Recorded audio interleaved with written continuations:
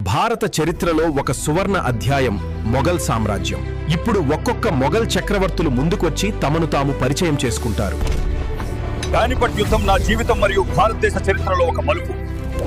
1526లో ఇక్కడనే నేను ఇబ్రాహిం లోధిని ఓడించి ముఘల్ సామ్రాజ్యానికి పునాది వేశాను. ఈ యుద్ధం కేవలం శక్తి కోసం కాదు, కొత్త యుగానికి ఆరంభం కోసం జరిగింది. నేను నాసిరుద్దీన్ మహమ్మద్ హుమాయూన్, బాబర్ కుమారుడు.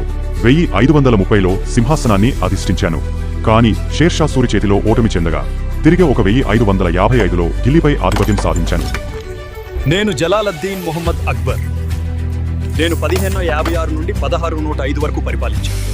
నేను ధర్మసహనాన్ని ప్రోత్సహించాను, జిజ్యా పన్ను రద్దు చేశాను మరియు ఫతేపూర్ సిక్రీ, అగ్రాకోట వంటి అద్భుత నిర్మాణాలు సృష్టించాను.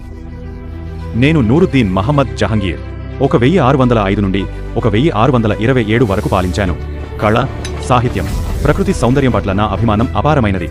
నేను షాజహాన్. నా పాలన 1628, 1658. ముఘల్ సామ్రాజ్యంలో స్వర్ణయుగం. నా ప్రియమైన భార్య ముంతాజ్ కోసం నిర్మించిన తాజ్ మహల్ ప్రపంచ ప్రసిద్ధిగాంచింది.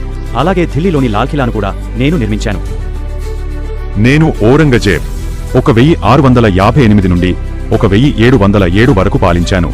దక్షిణ భారతంపై విజయాలు సాధించాను, కానీ నిరంతర యుద్ధాలు సామ్రాజ్యాన్ని బలహీనపరిచాయి. ఈ విధంగా మొఘల్ సామ్రాజ్యం ఢిల్లీ మరియు భారతదేశ చరిత్రపై చెరగని ముద్ర వేసింది.